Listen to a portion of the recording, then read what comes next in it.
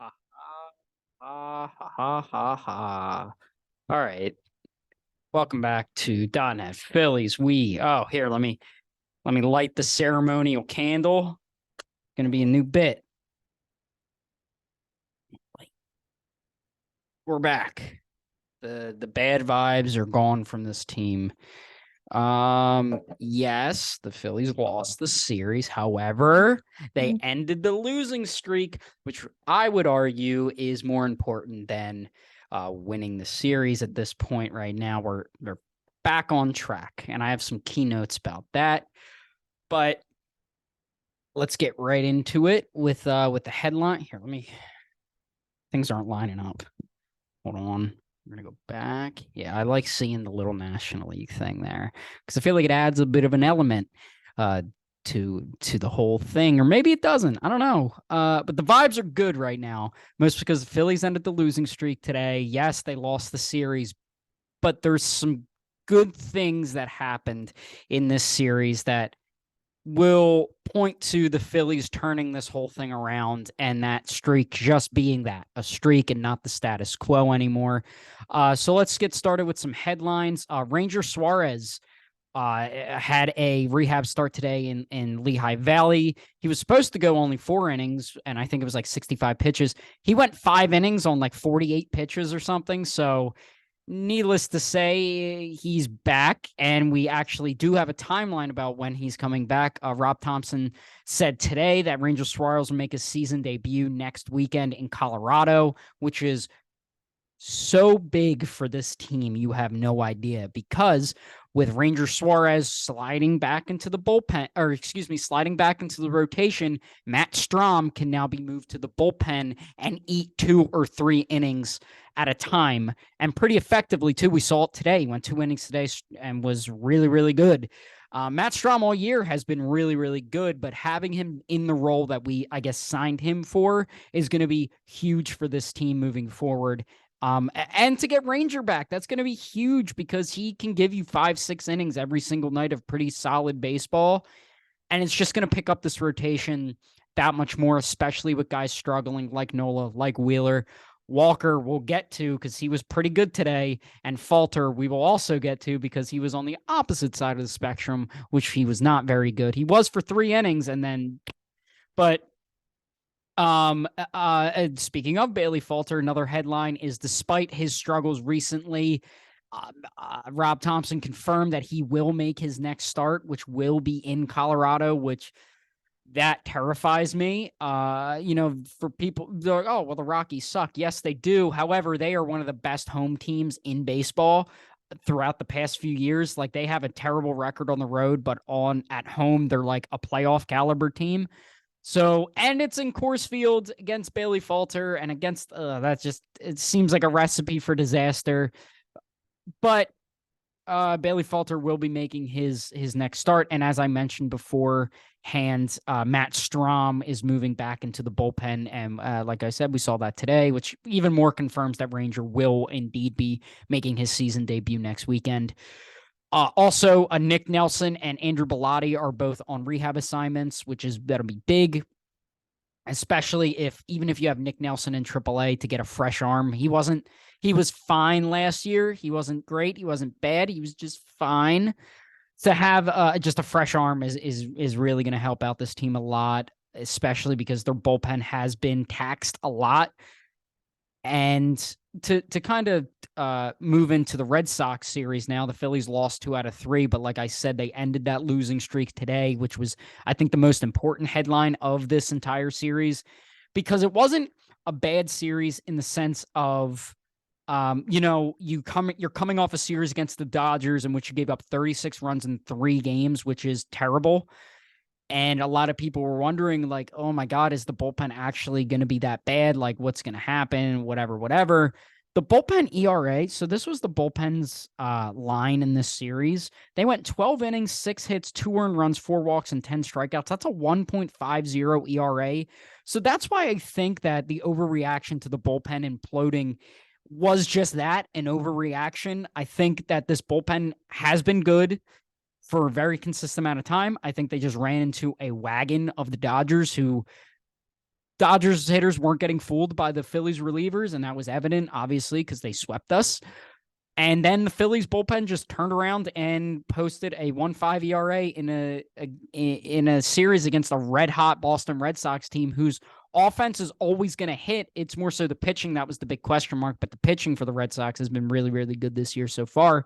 So that's why I think this bullpen is going to be just fine. I think the guys they have out there, they're going to figure it out. It was just, everybody kind of had an off day during that Dodgers series, was getting figured out. So I was very impressed to see this bullpen in this series. I had a lot of slander in case they lost. I was going to shave my beard if they lost today, which I don't think I've been on camera with a shaved face since starting this. So it would have been very weird. But hey, I did it last year, right when they fired Girardi and they went to the World Series. Am I saying I'm the reason for that? I'm not saying I'm not. But I was willing, whatever it takes. But moving into the Phillies Red Sox series. So you had game one, the Red Sox beat the Phillies 5-3. It was a good game. And again, it was just the one inning for Zach Wheeler. And I feel like that's been a constant story this entire season is, the one inning that just escapes him, that the one inning that just he can't get out of, and it's fine, hits that inning, whatever it is, the fourth, fifth, sixth, whatever that inning may be. But then after that, it's fine. So if the Phillies can just figure out a way, hear me out, just to prevent that hiccup in the road and prevent that rock in the road, I think everyone will be, happier with Zach Wheeler in this game. He went 5 1/3, 7 hits, 4 earned runs, no walks, and 5 strikeouts. Again, it's not Zach Wheeler. It's fine numbers. Like if you put player A, player B and gave me that line, I'd be like, oh, that's a fine outing for anybody. But, for your ace, your co-ace, I guess, in Zach Wheeler, it's not great, but it's not awful. But it's not what you're paying Zach Wheeler to do. You're paying him to go 6, 7, 1 earned runs or less. Like that's what you're paying this guy to do. And he hasn't done that really at all this season. I don't know. I really don't. The velocity's still there. I don't know. I really don't. I don't know the enigma that's going on with Zach Wheeler right now. I'm not concerned at all because he's still giving you 5, 6, 7 innings and in almost every one of his starts. So it's not like the velocity isn't there. And, it's not like he's starting 99 and then finishing 94. He's 97 to 98 consistently. So I don't know if it's just a location thing. I don't know if it's a confidence thing. I really don't. I don't think it's injury related at all. I hope not, at least. But, it's just, it's a shame. He was fine. It's been whatever. Connor Brogdon went 2/3 of an inning. He was fine. He wasn't good last night.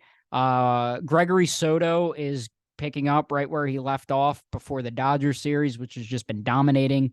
And Andrew Vasquez went 2 innings and 1 walk and 2 strikeouts. So shout out to Andrew Vasquez, who's been honestly one of the more underrated relievers that the Phillies have. And,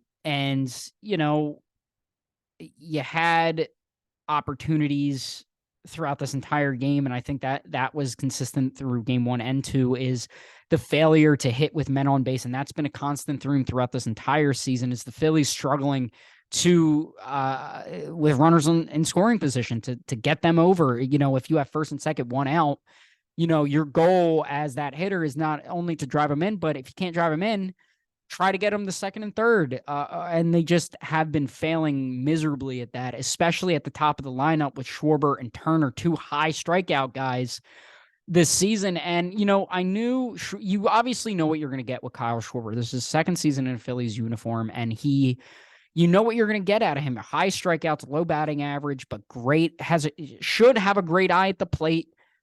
Great power. We all know what we're going to get with Kyle Schwarber, and he really hasn't been that so far this season. And yes, I understand the beginning of the season. He's always bad at the beginning of the season. I feel like people forget that, but he's been uncharacteristically bad. He just snapped an 0 for 20 today. He went 2 for 3 today, which was really good to see if he can heat up. But to have Schwarber and Turner 1-2 high strikeout guys, Turner also was kind of a slow starter, I should say, but I didn't think it would be this slow, especially with this high K rate that he's been going at.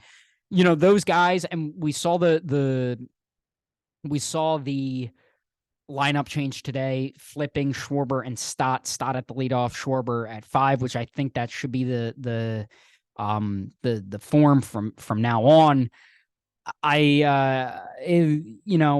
It has been biting the Phillies for a little bit since Harper's come back, having those high strikeout guys at 1-2. They fixed that and they won. They put up 6 runs. What a concept. But yeah, I mean, someone who has been really kind of under the radar, been really, really hot is JT. I'm not sure his numbers like right off the jump, but I'm pretty sure he's hitting over 300 in his past 15 games. He's been hitting the ball extremely well. He's been playing Gold Glove defense like we know, but he's kind of been sneaky under the radar, just doing his business, doing his thing. Because he's batting 6th at this point. You have Stott, Turner, Harper, Castellanos, Schwarber, and then I think JT. So when you have JT Realmuto batting 6th, who finished 7th in MVP voting last year, a pretty deep lineup. And I think they really need to stick with Stott at leadoff, Turner 2, because Stott is not a high strikeout guy. Stott is a guy who's going to, yes, he's scuffling a little bit right now, but I mean, obviously he's going to come back down to earth. He's not going to hit 340 something the entire year. But I mean, if there's anybody on the Phillies that could do it, I think it would be him. But, to have Stott up there, who's going to work really good at bats almost every single time, not strike out. And, if he does get out, at least he work like a 6-7 pitch at bat, tell Turner, hey, this is what he's throwing. This is what we got. Maybe Turner can kind of turn the corner a little bit, because it kind of felt like when Schwarber was leading off, he was working like 3 pitches and he was out, or 3 pitches, and it was just not great at bats from Kyle Schwarber, which is why I said it was uncharacteristically slow start for him. So I think having him move down to 5 and Stott at 1, I like that move a lot, and I think all of Philadelphia and their fans are agreeing that was the right move for Rob Thomson to make. And I'm glad he made that decision today, and obviously it paid dividends, but having, Schwarber at the 5 spot, I think, should be the status quo from now on. Moving on to game number 2, the Phillies lost 7-4. And I need to say this. Because I need to speak it into existence, especially after seeing the Gold Glove finalists for last year.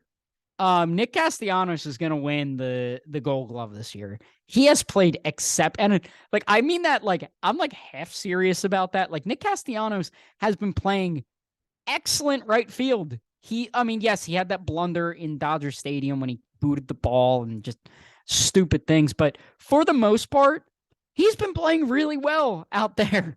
Like, diving catches all the time, covering ground, robbing home runs in that Astros series. Like, he has been uncharacteristically really, really good defensively and offensively. Like, Castellanos has been doing everything on the baseball field well this year. He's working great counts. He's hitting the hell out of the ball. He's playing great defense, but whatever. Into game number 2. I mentioned that because he had that diving catch in the end of the first inning, which was just his signature, moving to his right and kind of yanking it. You then had Alec Boehm with an RBI single in the second to make it 1-0. And that was the only lead the Phillies had the entire game. But I forget, I think it was Corey Seidman or somebody on Twitter mentioned that Alec Boehm is like hitting out of his mind with runners in scoring position, and when there's nobody on, he's hitting like 214 or something. The guy lives for the moment. But maybe that's just because he's pitched a little bit differently, and I don't know, maybe because they're trying to induce ground balls, and Boehm does not hit a ground ball at all this season. But yeah, I thought that was an interesting thing. And speaking of interesting, and I mentioned him in the headline segment, Bailey Falter was perfect through 3, literally 9 up, 9 down, perfect through 3 innings. I'm like, all right, Bailey, okay, I see you. And then he crashed in the 4th, could not get out of the 4th inning, allowed 5 earned runs on like 6 hits. His line for just the for just the fourth inning alone, 2/3 of an inning, 6 hits, 5 earned runs, and 1 walk. It's not very good for a guy. It's just not good. Just period. Not very good, which is a shame because I thought Bailey Falter at the beginning of the year, I thought was really efficient. I thought he wasn't great. Bailey Falter's not going to blow you away. He's going to give like 5, 6 innings, 3 earned runs or less. Sometimes I would even say 4 earned runs or less, but that's just the type of guy Bailey Falter is. And, I thought there was some adjustments made early in the start. In the start for Falter, it seemed like he was using his fastball a lot more because he creates that deception with the stride. And I sound like ESPN right now, but you could see in the first time through the order, it was fastball, fastball, fastball. He was trying to get up on the hands. He was getting a lot of swing and misses, and then we got to the fourth inning, and it kind of seemed like he was using his off speed a little bit more. Guys were catching up to his fastball, so therefore he was in panic mode, and guys can sit off speed with that, and they were taking advantage of it. You had Rafael Devers had an RBI double, Christian Arroyo, Reese McGuire, all had RBIs in that inning, and they could all kind of see, that if he's not going to throw that fastball, you can practically, especially because it's a young pitcher, he's not going to trust that fastball because it's been getting hit around. You could tell that the guys were just sitting off speed and hammering it when they got it. And, you got to give credit to the Red Sox. They are a very professional offense that, they mean business. There's not a slouch in that lineup. And they were picking up very quickly on what Bailey Falter's attack plan was in that fourth inning to try to throw them off. So Bailey Falter was out after 3 2/3, which kind of stinks because I would love to have seen like 5 out of him, but the bullpen picked them up. Ortiz, an inning and a third, 1 hit, 1 walk, 1 strikeout. Brogdon went an inning. He gave up a couple runs. Dominguez, shout out to Hoffman. His first name escapes me. He was just added, and Junior Marte was sent down. Hoffman went an inning, and Soto also another inning. So the bullpen picked him up, definitely. And like I mentioned in the start of the episode, that the bullpen has actually been really, really good. Was really, really good in this series. It's the starting pitching that really let them down between Wheeler and Falter. And I really thought Taijuan Walker was going to be the third guy out, but he was really, really good today. But, some positives to take away from this game. Bryce Harper is hitting like 3 something since he's came back. He homered in this game. He had Trey Turner homer in this game. Guys, the offense is looking to turn the corner a little bit. They're looking to finally start heating up a little bit. You have Schwarber starting to heat up. Turner's been heating up. Harper is just getting started. Bohm has been heating up. Guys, I feel like we're slumping a lot. A lot of the guys who were really hot to start the year, Stott, Marsh, Bohm, Casty even slowed down a little bit, but not really, still working good at bats. But my point is, everybody kind of slowed down at the same time. Now those same guys are starting to heat up, and hopefully we get a little more consistency, especially because you have Bryce Harper in the lineup now, and his presence alone, he's hitting 368 since he's come back.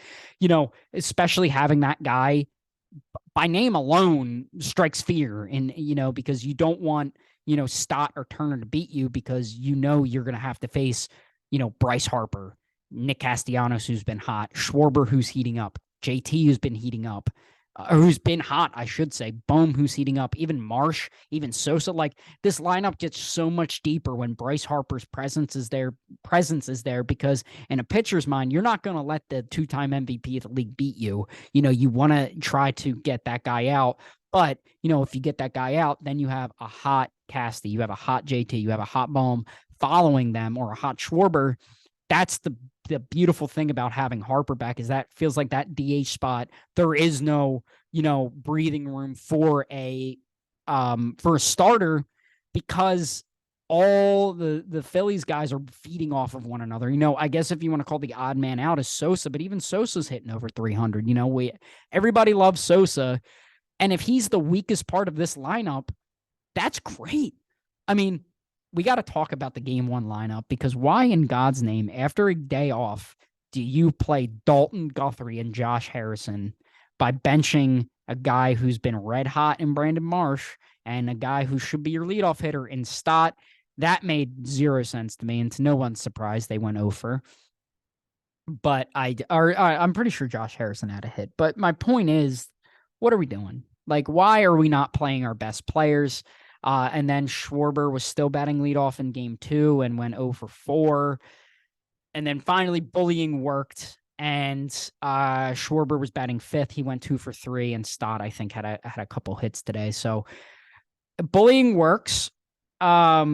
To circle back to game 2, I got to give a shout out to Luis Ortiz, who's been really good for the Phils. He has a 2.7 ERA, can tackle multiple innings, has just been like a reliable guy, I feel like, out there. So I just wanted to give a quick shout out to Luis Ortiz. And also, I was kind of surprised. I didn't even think about this. I guess because you just had the off day, you have an off day tomorrow. That Garrett Stubbs didn't play today. I was pretty much banking on Garrett Stubbs playing, but I guess since we have the day off tomorrow and we just had the day off on Thursday, that Rob is like, oh, whatever, let JT play the entire series. And that leads us perfectly into game number 3. The only game the Phillies won, but we're back. We're back on track now. Phillies 6, Red Sox 1. My player of the game, Taijuan Walker. Shout out to bullying because it worked. I said I can't take another Taijuan Walker start. And, I know Taijuan's scrolling through TikTok, lands on .net Phillies, talking about him. And he's like, you know what? That guy's right. 6 innings, 3 hits, 1 earned run, 0 walks, and 6 strikeouts. Great outing from Taijuan Walker. Apparently, he was using his splitter a lot more. I didn't watch this game because I was working. Apparently, he was using his splitter a lot more. He was mixing and matching his pitches a lot better. And, shout out to Taijuan Walker. And I had a lot of actually great interactions in my recent TikTok about Taijuan Walker when I was talking about, him not being very good with a lot of Mets fans. A lot of great conversations with those guys. So shout out to the very nice Mets fans who were talking about Taijuan Walker and agreeing with me that he has been bad so far. But I had one guy say, I think he was like, I knew you guys what you were getting when you signed him, but I can't say anything because we signed 2 guys who belong in a retirement home. So I said, that's a great point, man. So shout out to those nice Mets fans. I hope you guys have a lovely day. So in terms of scoring, you had Castellanos had an RBI ground out, and Kyle Schwarber had an RBI single, both in the 4th inning. Then Tristan Casas in the 5th inning, because Taijuan Walker doesn't know what a shutdown inning is, gave up a solo home run. And then you had a 2-run Schwarber in the 6th, JT RBI and single in the 8th to make it 4-1, and then 6-1. Matt Strahm, 2 innings, 1 hit, 3 strikeouts, closed this game out. I love the Matt Strahm move. Going 2 innings, you saved a lot of your bullets, especially going into an off day tomorrow. Going up, in the series against Toronto, which you might need to use some of those guys, but those guys have kind of righted the ship. Like I mentioned, a 1.5 ERA, bullpen ERA in this series. So, the pitching was really good. You had Alvarado going inning. No strikeouts for Alvarado, which is very uncharacteristic of him, but he didn't walk anybody either, didn't give up anything. So, I got to give credit where it's due. Taijuan Walker, we needed length out of him. He gave us 6 great innings. I wouldn't even say solid, 6 great innings from Taijuan Walker. Like, I'm impressed. Like, whatever he did, do it again and just keep doing it, man.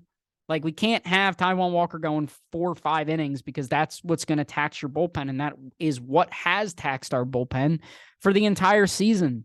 When you have guys at the top of your, when you have Nola, Wheeler, Walker, Strahm, and Falter not going deep into games, that bullpen is going to get taxed. There is no break. And that's why Ranger Suarez coming back and Matt Strahm moving to the bullpen is so huge, because Matt Strahm can give you 3 innings at it and of pretty really good out. Like, Matt Strahm isn't going to be reliability in the bullpen, hopefully. I mean, he has like a 3.1 ERA as a starter. He was really, really good in the role. So having him be able to give you 2 or 3 innings in any given series to get you there. Like, say Bailey Falter only goes 4 innings. Matt Strahm can pitch 5, 6, 7 pretty efficiently, keep you in the game, and then you hand it over to Soto or Alvarado or whomever. I think as of now, I think Matt Strahm should be a guy that is used for 2 or 3 innings as opposed to 1 inning at a time, 1 inning at a time. Well, obviously it's situational based. You have 3 lefties in that bullpen now with Strahm. You are actually 4. You have Strahm, you have Alvarado, you have Soto, and you have Vasquez. So I think, oh, my apologies if you heard that. I was scratching my nose. You know, in terms of length, I think the smart move for right now, at least, is to let Strahm go 2, 3 innings at a time because, it saves your big boys. It saves the Sotos. It saves Brogdon from having to go multiple innings. It saves Alvarado, Sir Anthony. It saves all those guys from going are having to go back to back or having to go 1 1/3 or 1 2/3 or even 2 innings at a time. If you have Matt Strahm, say, like I said, Falter goes 4 innings, Matt Strahm can go 5, 6, 7, and then you can have Alvarado and whomever for the 9th. He just adds so much more value when you can kind of put him back in that bullpen, the role we kind of signed him for. And that's why I think Matt Strahm arguably is the most valuable pitcher on this team right now, is because he can give you those length and give the bullpen guys a night off like he did today. The only pitcher they had to use was Alvarado, and that's just because he hasn't pitched it'll be 3 days at that point. So they had to use him. The game was close at the time. And I think they wanted Kimbrel for the 9th for his 400th save, but then JT added the insurance runs, which I didn't think that was allowed. And it kind of they were like, no, we'll stay out of we'll keep Strahm out, which I loved. So there was a lot of positives in this series, even though they lost it. They won today, which was huge. They ended the losing streak. They're looking back on track. And like I said, the most important player right now, in my opinion, is Matt Strahm in that bullpen. I think that is just going to be a huge boost. I think Vasquez would probably be sent down, or probably Hoffman or whoever once Ranger is activated. Probably Hoffman would get sent down. I just think that having 2 guys who can give you length in Vasquez and with Strahm, that's going to be ginormous for this team. And I think Topper knows that. So a lot of positivities. The pitching, the bullpen wise, was really, really good. And I think that's huge because a lot of people were doubting that bullpen after that Dodgers series when they got lit up. But I think they're back on track. They're back in the right direction. I really do believe that was just a hiccup in the road. I think they're going to be fine. You ran into a red hot Dodgers team and a red hot Sox team. So now we look forward to the 2-game series, which I hate. We have off tomorrow, 2-game series, Tuesday, Wednesday. The Toronto Blue Jays are in town. Game number 1, we have Aaron Nola against Alek Manoah, and then game 2, we have Zach Wheeler versus Kevin Gausman. So this is 1 versus 1, 2 versus 2 for this series. So it's going to be tough. This Toronto offense is loaded from top to bottom. Like, their offense is insane. One guy that you can't let him beat you is Matt Chapman, who's been playing like an MVP candidate this season. I mean, everybody. You have Vladdy, you have Bo Bichette, Alejandro Kirk, you have George Springer. I mean, Teoscar's not on that team anymore. Who's playing left field? The guy from the Bar Show. You have guys everywhere who, like I mentioned, Chapman, who plays is Biggio. You can add him in. Who am I missing? I don't know. The point is their offense is a wagon. Their starters have been but Alek Manoah, who is a perennial Cy Young candidate, and same with Kevin Gausman, 2 guys that are, dogs. Like, they're very, very great pitchers. I think my hope is, fingers crossed, it's going to be a pitcher's duel between Nola and Manoah and Wheeler and Gausman. Just split, please. Split. That'd be great. That'd be super. Especially just take the first game, so that way there's no pressure. Fingers crossed. But yeah, it's going to be an interesting series for sure. I'm predicting a split. I just think that these two offenses are clicking both at the same time. Their starters are still kind of iffy. The Blue Jays and Phillies are it's almost like looking in a mirror. You know, offense is loaded. Starting pitching has been a big question mark, and their bullpen has been really, really good. So it's going to be a very evenly matched series, in my opinion. It might be a lot of tit for tat, you know, shot for shot offensively. So I'm very excited to watch that series because I do think that these two teams are very evenly matched on almost every single level. So it's going to be a fun series to watch. So about the next episode, I won't be back until Sunday after the Rockies series.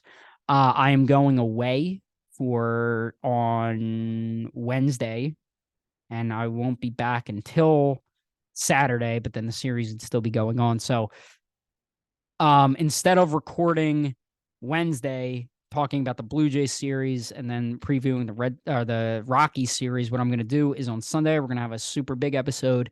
We're going to have talking about the Blue Jays and then talking about the Rockies series, and hopefully all good stuff. So yeah, the next episode will be in a week. And then uploading is going to be a little spotty, not this weekend, but the following, because I am also away all of next weekend. So I'm gonna figure it out, but I will keep you guys updated as soon as I figure out. But the next episode is going to be in a week from today, as opposed to being on Wednesday after the Blue Jays series wraps up. So hopefully we're going to have we will have like a mega episode on Sunday talking about the Blue Jays series and the Rockies series. So hopefully it's all good stuff and all good things and all happy and positivity. So thank you guys so much for watching. Feel free to follow TikTok, Facebook, Instagram, blah, blah, blah, blah, blah, you know. Subscribe on YouTube, leave a like if you want. You know, I really don't care. It helps me a little bit. But thank you guys so much for watching, and I will see you guys in a week.